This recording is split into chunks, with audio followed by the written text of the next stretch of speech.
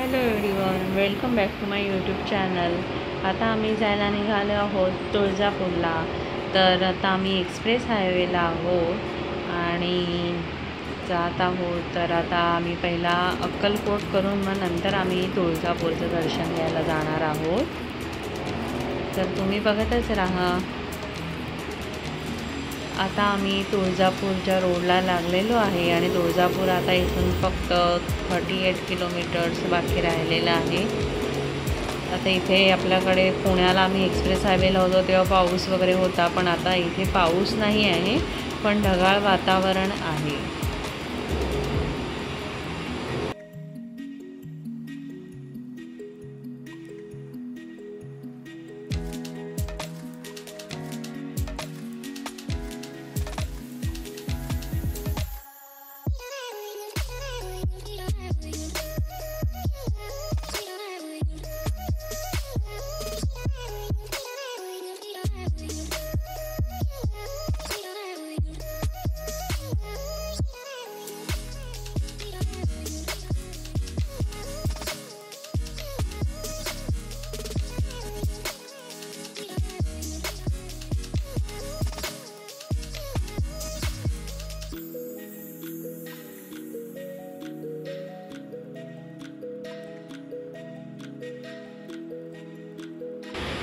आता आम्ही तुळजापूरचा घाट चढून वरती आलेलो आहोत। ऑलमोस्ट आता पोचणारच आहोत। क्लायमेट तर छान वाटते। बघूया आता, गर्दी वगैरे नसली पाहिजे म्हणजे आमचं दर्शन छान होईल।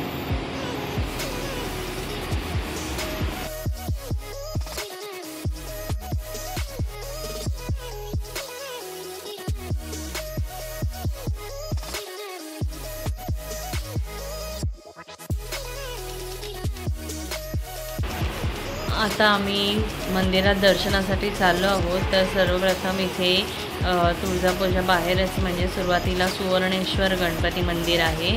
तर आता आम्ही बाप्पाचं दर्शन घेतोय आणि पुढे जाऊ।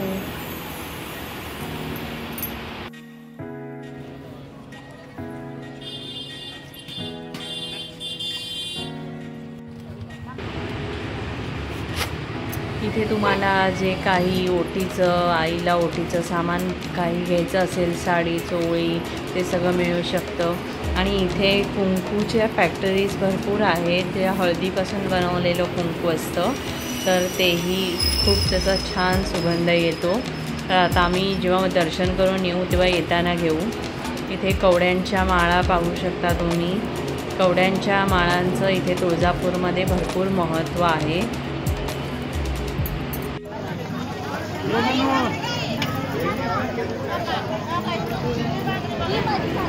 इथे बाहेर पाहून तरी वाटते बरीच गर्दी आहे, कारण की वीकेंड आहे त्यामुळे जास्त गर्दी आहे। तर आता आम्ही बघतो इथे संध्याकाळी अभिषेक झाल्यानंतर 9 वाजता पासची लाईन चालू होते। तर 8:45-9ला ज्या वेळेला आतमध्ये घेतील तर तेव्हा पर पर्सन 200 रुपये पास काढून दर्शन लवकर होऊ शकतं। तर आता आम्ही तेच पास काढलेले आहेत आणि आता आम्ही दर्शनाला जात आहोत।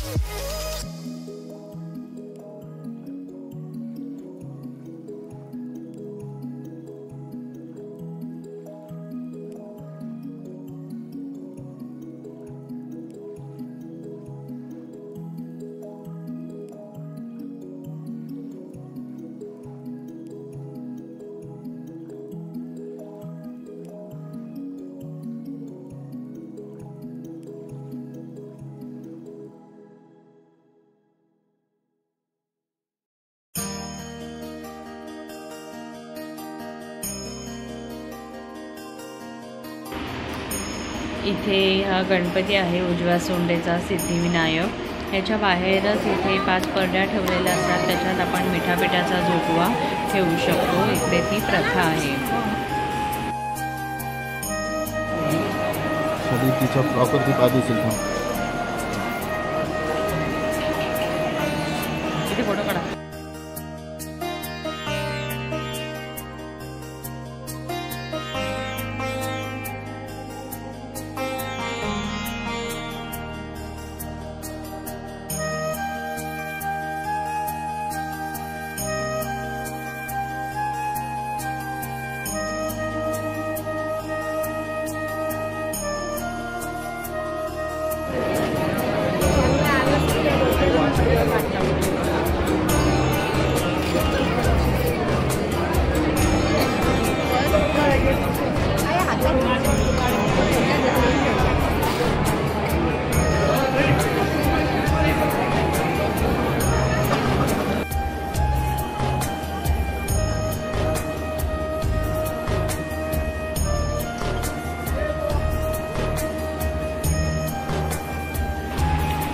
जसं की तुम्हाला माहिती आहे, आई तुळजाभवानी ही छत्रपती शिवाजी महाराजांची कुलस्वामिनी आहे।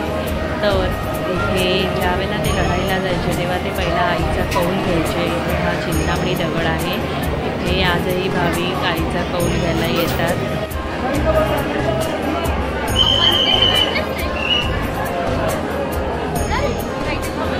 इथे तुम्ही सुद्धा स्क्रीनवर आईचं दर्शन करू शकता। मंदिरात मोबाईल अलाउड आहे, तर इथून बाहेर दर्शन घ्या।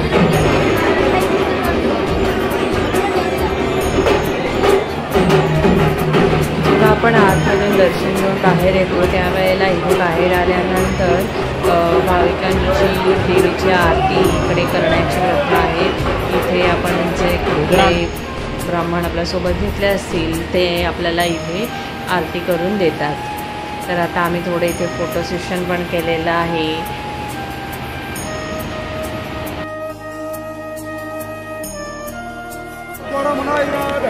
राधा